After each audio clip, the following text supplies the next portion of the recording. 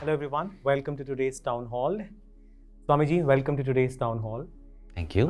Before I talk about the topic of this Town Hall, Swamiji, I want to talk about a couple of statements that World Health Organization, or what we have seen in India, is India is one of the youngest countries in the world. We have over 600 million youth in this country, and shockingly, 17% of the world's suicide is in India, and the highest percentage of suicide happens between 13 and 29. That's what we see. So today's Town Hall, Swamiji, is talking about, is young India mentally healthy? It's $1 million question. Youngest country, so much of power. Power comes with a lot more things along with it. Firstly, I want to ask you about, it is proven that finding a purpose in life helps eliminate a lot of mental health issues. So let's start with talking about today's youth and the mental health issues that you're talking, and how important is finding purpose for a better, good mental health status. We as human beings are intelligent creatures. At least we claim ourselves to be, isn't it? And wherever there is intelligence, there's always search for a cause, search for a purpose. Whenever we do anything, it is of course behind our mind there is a purpose. But as human beings, according to the potential that we have as human beings, if we do not express that potential, there will never be a sense of fulfillment. And therefore we keep on searching for pleasures or some meaning out of meaningless things. No? So it is very important to have a sense of purpose. Now, first foremost is to recognize that whatever we do, there is a purpose. That purpose may be base, that purpose may be noble. If the purpose is noble, it gives us greater enthusiasm, self-acceptance, a sense of well-being, and we call it a sense of purpose. However, if that purpose is very base, very selfish, we think it is not a purpose, but that is also a purpose. But that does not give us fulfillment.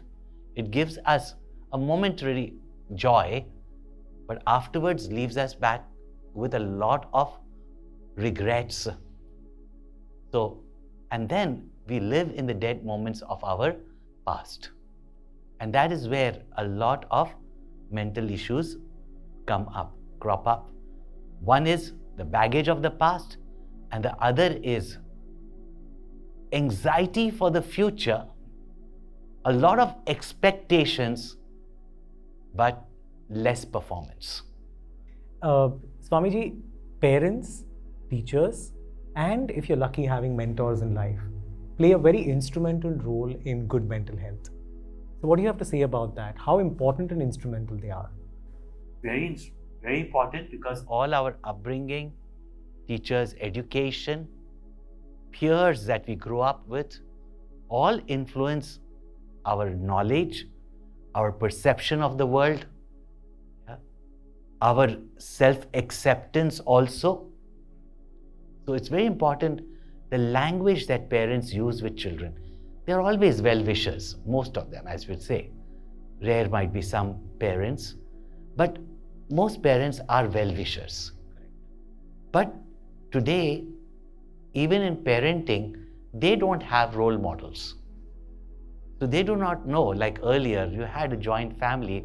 If one was not, a parent that could really bring children up with self-confidence, etc., there was always some member in the family who would come forward as a mentor, as a parent, to help the children grow, get over their emotional, trauma that sometimes they feel, sometimes because of what has been said, sometimes their own imagination also. But as kids, we have got imaginations. Sometimes we can even imagine that the whole world hates us. My parents hate me, that kind of notion can come. And once that notion takes place, and it's not removed during childhood itself, it becomes very difficult as we grow up and not recognizing that how it reflects in many things of our life. So good parenting, of course, is very, very important. At the same time, people having the same parent, siblings, one grow to be great achievers, others lack confidence. One makes the best of what they got, other lives in a complete blame game. That is with us. But that also requires training during childhood. So upbringing is not about just going to a school and studying. Upbringing is not about just some discipline. It is being sensitive to what the children need at that time and what the children are feeling when we have a conversation with them. Sometimes we even scold them. And children don't mind scolding. But scolding can be hurting sometimes. And that's when the selfishness comes in, even in parents sometimes. That when it hurts the most. It does have an effect. And therefore, soon many of you will be parents, some of you might be very young parents. It's very important what we give to our children and how we bring them up. However, I have always said that whatever we might think during our childhood, we have experienced, and we feel that something went wrong in our parenting, upbringing, schooling. Now that you are young adults, remember that the fact that you claim that you have a choice, you can make a difference. And do concentrate on making a difference to your mental attitude, whatever may be your past, whatever may be your upbringing. Swamiji, another thing, today's youth is very much influenced with the social media. So in this room itself, how many of you are there on Instagram and Facebook? How many of you are addicted to Instagram and Facebook? You know, there are many, many people watching this where we are all, you know, you don't even know how time passes by when you're on social media, right? So this addiction can be a boon and a bane. Depends on how you use it. Addiction is not a boon or a bane. Social media can be a boon or a... True. So how do we overcome this? Where do we put a full stop? How do we control ourselves? See, whenever a thing or a substance begins to rule us and we become helpless, when it takes us away from our main purpose and goal, know that we are getting addicted. Prevention is better than cure. Most addictions is very difficult to get out of. We generally only know smoking, drinking, drugs. But there are many, many different forms of addiction. And now we are experiencing what we call social media addiction. In social media also, what you get addicted to is something that we have to be very, very careful, right? Even addiction of a good thing is an addiction. You are helpless. Tomorrow you will get addicted to something else which may be harmful. Like one person told me, I'm not addicted to tea or coffee. I'm addicted to milk. So what's wrong with that? But addiction to milk also is an addiction. No? That tomorrow you don't get it, you become desperate. In desperation, you'll do something wrong. In addiction, you go in excessiveness. So excessiveness of a good thing also, a healthy thing also, can be very harmful. So therefore, prevention is better than cure. And this is not something that I'm just saying out of social media messages. But there are people who make these programs, and I have met them personally. They know the psychology of our mind. They know neurosciences also. Don't allow anything or anyone to have control over your mind. You be the master of your mind. And the moment you find that you are losing control of yourself, know that you're getting addicted, stop it at that time. Discipline yourself. Now, even these things we cannot stay without today. All of us, whether it is messages, whether it is mail, whether it is even getting some news, we are on the... Our lives revolve around. Now it's that's the way it is, right? But anything, you intelligently use it, discipline yourself. Why do you have to see everything about everybody and everybody's comments? If it's relevant to you, see it, not just out of curiosity. Self-control. I think controlling our mind is very important. Swamiji, on those... It's not about control, it's about managing. Managing, absolutely. Swamiji, another thing that I'm sure people here agree and people watching this agree is that another issue that eats us up as youth is peer pressure. We are always under pressure, either to prove to somebody, either to prove to our peers, be better than somebody.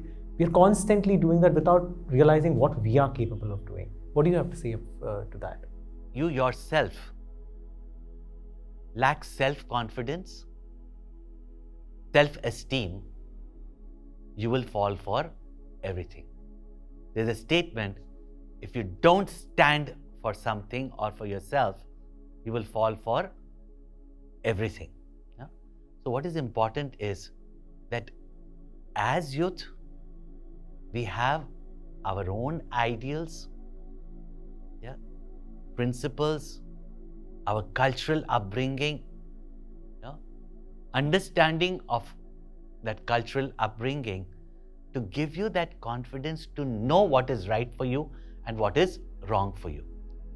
Remember, all of us, and mind you, it is from the youth only when I was addressing teenagers later on, we grew up thinking peer pressure is only friends of your age.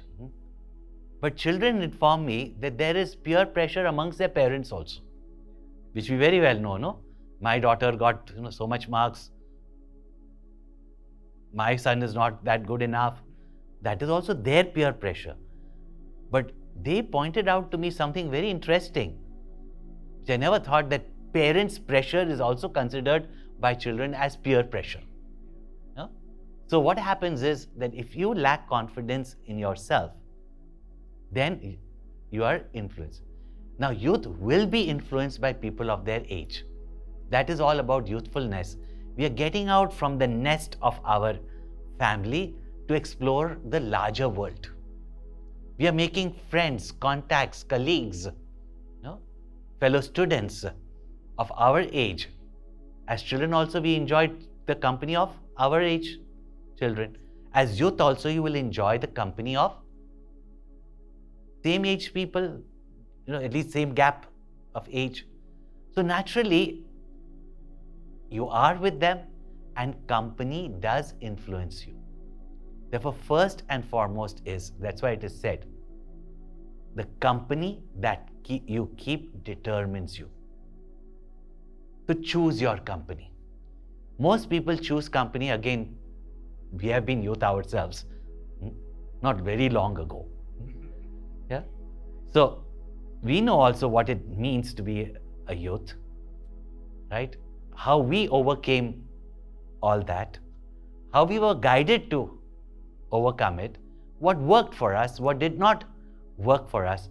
Therefore, take guidance from people who are your well-wishers, who understand you, who accept that peer pressure will be there, but are not frightened of it, but have confidence in you that you can do it.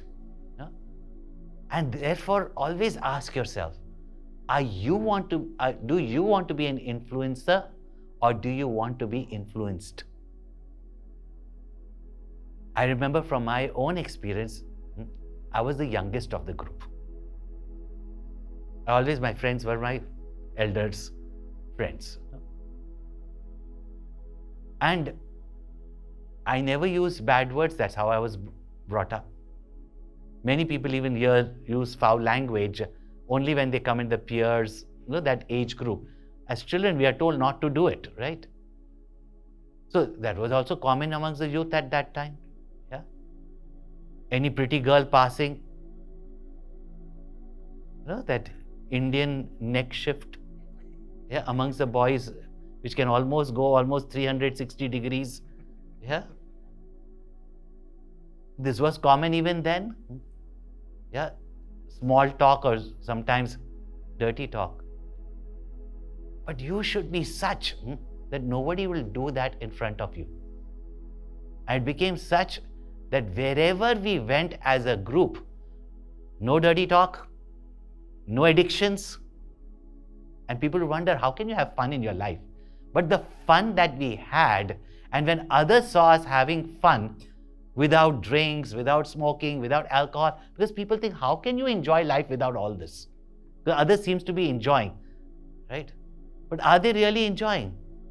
They just believe that they are enjoying, right? So it's your life. You have to see what is your goal. If it's in line with your goal, and it's not harmful to you, do enjoy. You can enjoy your work, you can enjoy your family, you can enjoy with your friends. Enjoyment is not only doing things which can get you addicted or can be harmful to you or make you lose your mind, lose anything. Lose money, lose your partner also. But don't lose your mind. Mind lost, everything is lost. Swamiji, another thing what online says is 3 important factors for today's youth to be going through mental health issues. Of course, we're not talking about clinical illness, we're talking about psychological illness. Heartbreak, failure, and pressure. Pressure we spoke about. Heartbreak is something that all the youth go through in their between 20 to 35. Most of the youth go through heartbreak. So what do you have to say for people going through heartbreak and that's causing mental health issue and failure? These are the 2 things that affect the youth. The thing is, why don't we have friendship? Today everybody thinks friendship or dating is all about having a relationship, right? And when a person is too naive, young, do not understand emotions, at that time, when you kind of have a relationship, then that relationship can't last because it's based on certain factors which are not permanent. Isn't it? As Puja Gurudev Swami Swaroopananda says, don't fall in love, rise in love. Big difference. I would suggest all youngsters to read that book, I Love You Letters by Swami Chinmayananda, and know the difference between love. And these were letters he wrote to children before they became teenagers. But I tell you, even at 60, I find people having heartbreaks, having affairs, wanting, So age is not the factor here. When our expectations are false, disappointment is natural. Where there is selfishness in a relationship, there will be breaks, including heartbreaks. Let your relationship, whether it is friendship, whether it is relationship that will lead you to marriage or commitment in marriage, whether it is also loyalty to your work, to the company that you work in. If you don't have consistency in that, how will we have consistency in our relationships? Right? So we should be prepared for it then. No?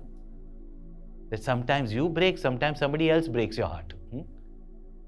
So be prepared for it. And I'll tell you, one who cannot bear pain does not deserve to love. And love's greatness is that heart in which my beloved lives, not even my beloved can break it. Right? प्यार किसको कहते हैं? Right? तो ये heartbreak. And after the next question about failure. See, one thing is, we set ourselves certain objectives or goals, and when we don't meet with it, we call it as failure. And on the journey, when you're trying to reach the peak, you're driving to the peak, say to the peak of a hill or a mountain. As long as your goal is there in your focus, many a times your car has to go in the other direction. Many a times it has to go down. If you stop at that, you will call it as failure. Failure is when you give up. And there's time in life also where you must know when to give up also. Another thing about failure is, there are speaking even to people older than you, that one thing be very, very clear. A project might fail. A relationship might fail. An endeavor you take up might fail. But remember, you are not a failure. The day you think you are a failure, then everything has failed. Otherwise, every failure is a stepping stone to success. Stop not till you reach your goal. Don't give up. If your goal is good, your goal is noble, stop not. Still in life, sometimes something doesn't work. Be brave enough to do it differently or achieve your purpose through a different goal. This is something that I bring up even to the youth, the children, and even people in the corporate world at the highest level of the corporate or the industry. What is very important is that always remember that anything that you do, you have never failed if you have learned from it. And if you're clear about your purpose,